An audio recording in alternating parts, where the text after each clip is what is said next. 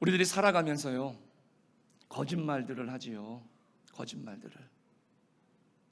그래서 며느리들이 뭐라 그럽니까? 흔히 하는 거짓말이 뭐예요? 저도 시어머니 같은 어머니가 되고 싶다. 어머니 더 많이 못해드려서 죄송합니다. 뭐 이런 것들이 인터넷에 떠돌더라고요. 그러면 시어머니께서 하시는 거짓말이 뭔지 아십니까? 아이고, 내가 너무 오래 살아서 걱정이다. 그런데 진짜 무서운 건 뭡니까? 그 말들 속에 진실이 없어요. 우리 사랑하는 성도님들, 우리가 하나님 앞에 신앙생활하면서도요, 하나님은 우리의 입술, 우리의 모든 삶을 다 아시기 때문에 그 마음의 중심을 아시는 줄로 믿습니다. 그래서 부족하고 투박하고 세련되지 못해도 좋습니다. 그 진실과 그 하나님을 향한 열정이 우리 안에 있기를 간절히 축복합니다. 우리가 찬양대에 찬양을 들으면서도 때로는요, 이렇게 저렇게, 또 우리가 공동 식사를 하면서도 그 식사에 대해서 이렇게 저렇게 말할 수 있지만은, 저는요, 그 중심이 있지 않습니까? 그래서 얼마나 은혜롭고 얼마나 그 음식이 맛있는 줄 모릅니다. 우리 사랑하는 성도님들, 우리가 항상 그 진실을 담을 수 있는, 진실을 말할 수 있는 그런 우리가 되시기를 간절히 축복합니다. 한 사람이 다른 사람에게 예수님을 위한 귀한 목적에 우리 쓸 헌금이 있으니 좀 부탁합니다. 그랬습니다. 그랬더니 그 사람이 나는 아무것도 할 수가 없습니다 라고 단박에 거절을 하는 겁니다. 그래서 그 부탁한 사람이, 당신은 관대한 마음으로 줄 알아야 됩니다. 주님이 당신을 어떻게 축복하셨는지 다시 한번 가만히 생각해 보십시오. 그랬더니 그 듣는 사람이 그러더랍니다. 축복이 있을 때 내가 그 자리에 있었던 것 뿐인데 뭔 잘못입니까? 라고 하면서 끝까지 완강하게 거절을 하더라는 것이죠. 이와 같이 사람들은요, 내가 잘 살기 위해서 내가 열심히 일해서 지금의 모습을 이루었다라고 사람들은 자신 있게 얘기를 합니다. 그런데 여러분들 묻겠습니다. 과연 그렇습니까? 살아보니 건강을 잃어버리니까 내 마음대로 될 수 있는 게 없잖아요. 사실은 내가 열심히 하고 내가 열심히 뭔가를 한 것 같아서 내가 다 이룬 것 같지만, 내 노력의 결과인 것 같지만, 하나님의 도우심이 없었더라면 우리는 아무것도 이룰 수가 없는 그러한 존재임을 다시 한번 우리가 자각하고 깨닫기를 간절히 축복합니다. 여러분들 승리를 연습하십시오. 요즘 윈블던 테니스 대회를 하고 있습니다. 그런데 볼 때마다 제가 느끼는 게 있어요. 처음에는 우승자들이 끌려갑니다. 그런데 마지막에 가면은 역전을 해서 꼭 이겨요. 사실 우승자나 그렇지 못한 사람들의 실력을 보면은 거기서 비슷비슷해요. 그런데 누구는 계속해서 우승을 하고 누구는 그 우승의 문턱에서, 승리의 문턱에서 좌절하느냐, 가만히 보니까 이기는 사람은 그 결정적인 순간에 이기는 방법을 알더라고요. 그 한 끗 차이가 똑같은 상황에서 넘어지거나 승리를 거머쥐는 큰 차이를 나타냅니다. 오늘 우리들은 똑같은 인생을 살아갑니다. 그러나 우리는 하나님의 자녀로서 이 땅에서 승리하는 그 방법을 우리가 알아가고, 그래서 결정적인 순간마다 승리할 수 있는 우리 성도님들 모두가 되시기를 주님의 이름으로 축복합니다. 바로 그것이 뭐냐? 감사예요. 감사로 승리를 쟁취하시기를 바라겠습니다. 지금 당장 실력이 나올 수 없죠. 내가 조금 관심이 있다 그래가지고, 운동했다 그래가지고 금방 우승을 하고 금방 두각을 드러냅니까? 어떤 광고에서 나오는 것처럼요, 몇천 시간, 몇십 시간, 몇백 시간을 내가 투자했을 때 그러한 모습들이 나오는 거고요, 실력이 나오는 겁니다. 오늘 내가 한 번 감사했다 그래가지고 금방 기적이 일어나는 것이 아니라 감사의 훈련을 통해서 오늘 우리가 승리하는 방법을 배워가고 이 감사를 연습해서 결정적인 순간에 맨 꼭대기에 승리자로 설 수 있는 우리의 삶을 되돌아보고 하나님 앞에 섰을 때 나는 참 잘 살았구나, 승리했구나 라고 스스로도 인정을 할 뿐만이 아니라 하나님께서도 잘했다 칭찬할 수 있는 그런 우리 성도님들이 되시기를 간절히 축복합니다. 그래서 하나님은 절기를 주신 거예요. 그래서 예배를 주신 겁니다. 이스라엘 백성들에게 1년에 3번은 하나님 앞에 꼭 나와서 어디든지 간에 그 성전에 나와서 정해진 제물을 드리고 예배를 드려라 라고 말씀을 하셨어요. 그 중에 하나가 오늘 이 맥주 감사절입니다. 77절이죠. 맥주 감사절의 이 의미를 이 제사를 중심으로 해서 한번 생각하면서 우리가 은혜를 나누어 보고자 합니다. 맥주 감사 제사는 어떻게 드리느냐? 결론부터 말씀드리면 모여서 제사를 드리는 겁니다. 모여서. 그러면 그 제사의 내용은 뭘까? 매년 반복적입니다. 그러니까 잘 될 때에도 오는 거지만은 내가 정말로 힘들고 안 되고 흉년일 때에도 하나님 앞에 나오는 거거든요. 결국 이 감사 축제의 의미라고 하는 것은 신앙적인 것에 의해서 드리는 것이다라는 겁니다. 그러므로 우리가 하나님께 감사를 드리기 위해서는 제일 먼저 모여야 될 줄로 믿습니다. 그러니까 맥주 감사절은 모이는 것이 중요해요. 하나님의 백성들이 한 자리에 모여서 하나님을 찬양하고 하나님 앞에 예배하고 하나님 앞에 제사를 드리고 이것이 하나님이 우리들에게 원하시는 겁니다. 그래서 신앙이 떨어지거나 신앙이 타락하게 되면 모이기를 힘쓰지 않습니다. 이게 제일 먼저 나타나는 현상입니다.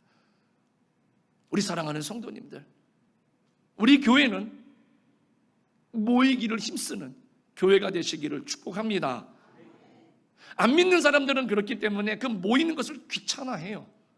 그래서 아예 관심조차도 가지질 않습니다. 그러나 신앙생활은요, 모여야 되는 겁니다. 그래서 성경도 우리들에게 말씀하지 않습니까? 모이기를 패하는 자들의 습관을 따르지 말아라. 히브리서가 우리들에게 분명하게 경고하고 있습니다. 여러분들 2002년 월드컵 벌써 20년이 지났지만 한번 생각해 보십시오. 그때 응원할 때 어땠습니까? 저 같은 사람이야 그냥 텔레비 앞에서 열심히 봅니다. 제일 편하네요. 시원하고. 그런데 땀 뻘뻘 흘리면서 길거리에 나가서 운동장에 모여 앉아가지고는요 아주 그냥 그때 기사를 보니까 하루 저녁에 최고 많이 모일 때에는요 전국에서 700만 명이 밖에 나와서 응원을 했다고 합니다. 그때 이 소식이 전 세계로 알려졌고 또 모였던 사람들도 감동을 받았고 그런 소식을 접하는 세계도 이야 한국 대단하구나 그런 감동을 받았습니다. 하나님의 백성들도 마찬가지입니다. 한 자리에서 모여서 하나님 앞에 우리가 뜨겁게 마음을 모아서 똑같은 마음을 가지고 열정을 가지고 하나님 앞에 예배를 드린다라고 한다면 하나님께서 그 예배를 어찌 안 기뻐하시겠습니까? 저는요 하나 꿈이 있습니다. 그리고 우리 자녀들을 위해서 기도할 때에도 항상 그 꿈을 이루기를 위해서 항상 기도합니다. 뭐냐? 여러분들 그 가수들 콘서트 보셨습니까? 철원에 있을 때요 지금 교통사고 때문에 들어가 있는 김호중 이 사람이 철원의 행사 때문에 왔어요. 철원 인구가 3만 명인데요 그 공연 보러 온 사람이 15,000명이에요. 전국에서 똑같이 보라색 옷을 입고요 똑같이 보라색 봉을 들고요 흔들기 시작하는데 세상 말로 미치고 팔짝 뛰겠어요. 근데 느끼는 게 뭡니까? 우리는 예배 드릴 때 그렇게 하지 않아요. 우리가 예배 드릴 때마다 그런 한 마음 한 뜻을 가지고 하나님 앞에 소리 지르고, 그 말 한마디에, 노래 한 곡에 눈물 흘리고 웃으면서 환호하는 그런 예배의 모습을 주님이 경험하신다라고 한다면 어찌 축복을 안 하시겠습니까? 예수님께서도 두세 명이 내 이름으로 모이는 곳에는 나도 그들 중에 함께 있겠더라고 말씀하셨어요. 여러분들, 이런 진심과 진실이 우리 안에 있어야 되는 것이죠. 주님이 그냥 모여라 말씀하신 것이 아니라 그런 진실된 마음으로 모였을 때 하나님이 주시는 축복이 있다는 겁니다. 이스라엘이 어려움을 겪을 때 사무엘이 미스바로 모이라 그랬습니다. 똑같이 공감했기 때문에 한 사람도 빠짐없이 다 모였습니다. 그리고 하나님 앞에 예배를 드리고 하나님 앞에 이 문제를 극복해달라고, 도와달라고 기도를 하기 시작을 했습니다. 그때 하나님이 역사하셨습니다. 그네들이 염려하는 것까지도 하나님께서 다 책임져 주시고 그 기도를 받으시고 우리 하나님께서 그 문제 가운데에 크신 은총과 은혜로 기적을 베풀어 주셨습니다. 모여서 기도하면 이러한 기적이 일어난다라고 하는 증거가 아니겠습니까? 그런데 왜 오늘날 이런 기적이 없을까요? 모이기가 쉽지 않아요. 어떻게 보면은요, 모이는 것을 싫어하는 것처럼 보일 때도 있습니다. 그래서 이러한 기적이 성경에는 분명하게 나와 있고 분명하게 경험했다라고 쓰여져 있는데 오늘 우리들은 그러한 기적을 경험해 보지를 못하는 이유가 바로 그런 것이 아닐까, 이렇게 생각을 해봤습니다. 오늘 본문 26절입니다. 우리 같이 한번 읽어보실까요? 26절 함께 봉독하시겠습니다. 시작. 77절 처음 익은 열매를 드리는 날에 너희가 여호와께 새 소재를 드릴 때에도 성회로 모일 것이요 아무 일도 하지 말 것이며. 아멘. 성회로 모이라고 하셨어요. 그런데 아무 노동도 하지 말아라. 이 말은 뭐냐면 일하는 것 때문에 모이는 것을 안 해도 괜찮다라고 하는 것이 아닙니다. 일하지 말고 잠시 하던 일을 내려놓고 하나님 앞에 모여라 말씀하시는 거예요. 하나님께서 우리들에게 이렇게까지 말씀하시는 이유는 무엇이겠습니까? 하나님이 원하시는 바가 있다라는 것이죠. 바로 하나님과 우리 사이의 관계를 한번 확인해 보고 싶은 겁니다. 서로의 확인을 다시 한번 확증하면서, 아, 사랑하는구나, 내가 사랑하는 만큼 내 백성이 나를 사랑하고 있구나, 이것을 하나님은 지금 보고 싶으시다는 거예요.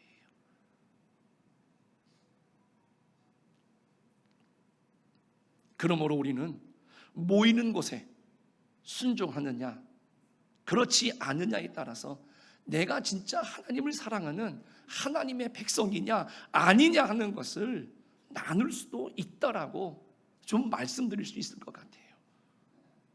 오늘 모인 이곳에 은혜가 있고 모이는 만큼 하나님이 역사하실 줄로 믿습니다. 주일 오전뿐만이 아니라 이제 오후 예배도 그렇고요, 그리고 수요 예배도 그렇고요, 각종 예배마다 우리가 모이기를 힘쓸 수 있는, 그래서 그 시간마다 하나님께서 우리들에게 베풀어 주시는 그 기적과 기도의 응답들을 오늘 우리들이 누리면서 살아가기를 간절히 부탁을 드리겠습니다. 모이면 하나님의 역사가 있습니다. 모이면 하나님의 은혜가 우리 모두에게 충만하게 있는 줄로 믿습니다. 여기 우리 나이 드신 어르신들 보십시오. 옛날 생각하시면 가끔 그런 생각하시죠. 부흥회 하면은요 일주일씩 하고요, 사경회 하면은요 일주일 밤낮을 가셔서 그런 이야기들을 하십니다. 고생스럽죠. 그런데 그분들이 항상 하는 이야기의 초점은 뭡니까? 그렇게 모였을 때 고생스럽기는 했지만 뭐가 있었어요? 하나님의 은혜가 있었다는 거예요. 하나님의 기적이 있었고요, 하나님 살아계심의 역사가 있었다라는 거예요. 그래서 그때가 불편했다, 힘들었다가 아니라 그래도 그때가 좋았다, 모이고 싶다, 이런 뜻이 아니겠습니까? 오늘날 우리들은 어떻습니까? 우리 사랑하는 성도님들, 그래서 절기를 통해서, 예배를 통해서 하나님은 모여라, 성회로 모여라 말씀하셨어요. 우리를 귀찮게 하는 것이 아니라 모일 때 하나님이 은혜 주시고, 모일 때 하나님께서 기적을 우리들에게 베풀어 주실 줄로 믿습니다. 오늘도 이와 같은 은혜가 주님 전에 찾아 나온 우리 사랑하는 모든 성도들에게 넘치기를 주님의 이름으로 간절히 축복합니다. 두 번째 살펴볼 것은요, 맥주절의 제사는 두 가지입니다. 그 내용이 27절과 29절 끝까지 27, 28, 29절까지 나와 있는데, 그 내용을 보시면은요 부담되기도 하고요, 좀 이게 도대체 무슨 소리인가 이렇게 어려워 보이지만 아주 간단해요. 두 가지입니다. 번제와 소제입니다. 이 제사의 특징은 뭐냐면 하나님의 주권을 인정한다는 겁니다. 이 번제라고 하는 것은요, 생명을 바치는 제사예요. 태워서 하나님 앞에, 그러니까 내 생명을 바치는 제사라는 거예요. 이 말은 뭐냐, 내가 죽을 수가 없으니까 대신 제물을 불태워서 죽입니다마는, 그 믿음의 고백이 바로 뭐냐면 내 생명은 내 것이 아니라 내 생명의 주권은 하나님에게 있습니다 라는 믿음으로 드리는 거지요. 한마디로 말하면 내가 살고 있지만 이 내 생명은 하나님이 주신 것이고 이 내 생명은 하나님의 것입니다 라는 의미의 제사예요.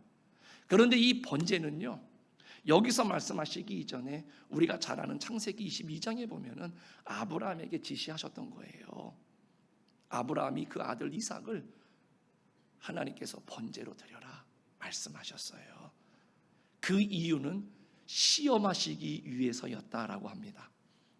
이 사실을 통해서 우리는 이 아브라함이 참 믿음이 좋은 사람이구나 라고 하는 것을 알 수가 있습니다. 왜 그럴까요? 번제를 드렸습니다.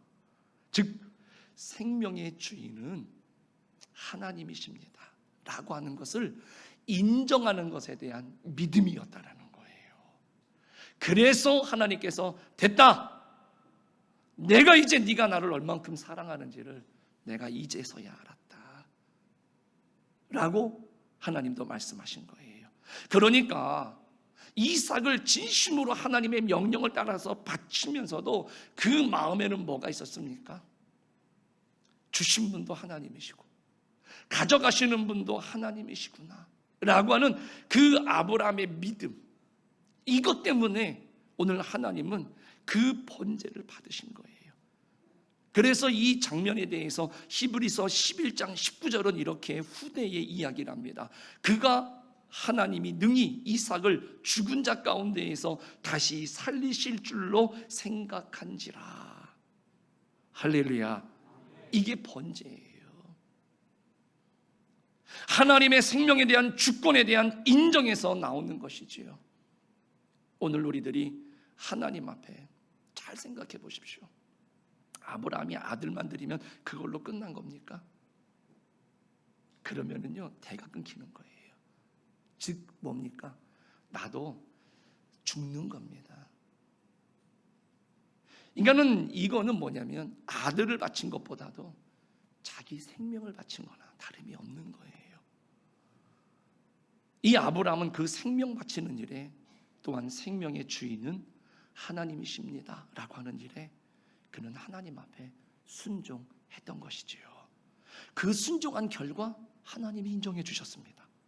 그리고 하나님이 이러한 아브라함을 통해서 하나님의 계획을 하나하나 이루어 가셨고, 아브라함은 믿는 자의 조상이 되는 놀라운 복을 받게 된 것입니다. 또 하나는 소제거든요. 이 소제를 드리는 의미는 뭐냐면 내 삶의 주관자는 하나님이십니다 라고 하는 것을 인정하는 제사입니다. 우리가 너무나 잘 아는 시편 23편 1절 말씀인데요, 여러분들 다 외우시지요? 우리 다 같이 한번 해볼까요? 시작. 나의 목자시니 내게 부족함이 없으리로다. 4절 말씀해 보니까는요, 내가 사망의 음침한 골짜기로 다닐지라도 해를 두려워하지 않을 것은 주께서 나와 함께 하심이라. 한마디로 말하면 다윗은요, 일이 잘 될 때에도 잘 안 될 때에도 하나님의 인도하심이 있다라고 하는 것을 굳건하게 믿고 고백하는 장면입니다. 철저하게 하나님이 자신의 삶의 주관자가 되신다는 사실을 믿은 거예요. 우리 사랑하는 성도님들, 지금도 하나님은 여러분들의 삶을 인도해 주시고 여러분들의 삶의 주관자가 되시는 줄로 믿습니다. 그래서 소재는 생명을 바치는 번제와는 다르게 땀 흘려 농사지은 곡식을 추수해서 드리는 제사입니다. 내가 내 생명을 마음대로 할 수 없는 것처럼 내가 이 땅에서 살아가는 내 모든 삶의 문제들을 내가 어떻게 할 수가 없다라는 거예요. 우리가 봄이 되면 파종을 하고요, 가을이 되면 추수를 하는데 그것이 우리가 일상적으로 당연히 봄에 파종을 하면은 가을에 당연히 거둘 거라고 생각을 하십니까? 절대 그렇지 않습니다. 아마 농사를 지어보신 분들은 아실 겁니다. 내가 아무리 파종의 시기를 잘 잡아도 비가 와야 되고요, 비가 오지 말아야 될 때는 비가 오지 말아야 되고요, 흐리지 말 때는 흐리지 말아야 되고, 햇빛이 덥다 할지라도 있을 때는 있어야 돼요. 그래야 우리가 거둘 수 있는 것입니다. 한마디로 뭡니까? 내가 땀 흘려 노력하지만 하나님이 하시는 것입니다. 이 믿음의 고백이에요. 그래서 소재는 잘 돼도 못 돼도 하나님의 도우심이 없이는 나의 노력의 결과는 절대 있을 수가 없습니다 라고 하는 것, 신앙의 고백이 들어가 있는 그런 제사인 겁니다. 잠언 16장 1절이 말합니다. 마음에 경건 사람에게 있어도 말의 응답은 여호와께로부터 나오느니라. 이루시는 분은 우리 하나님 아버지신 줄로 믿습니다. 우리는 이 사실을 고백할 수 있어야 돼요. 교회 다니니까 그냥 하는 말이 아니라 진심을 담아서 내 삶의 주관자는 우리 하나님이십니다 라고 말할 수 있어야 되는 것이죠.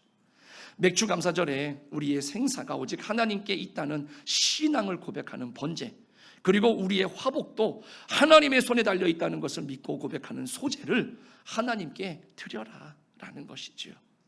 그래서 하나님은 번제를 드리고 소제의 예물을 드려서 그것을 하나님이 없어서가 아니에요.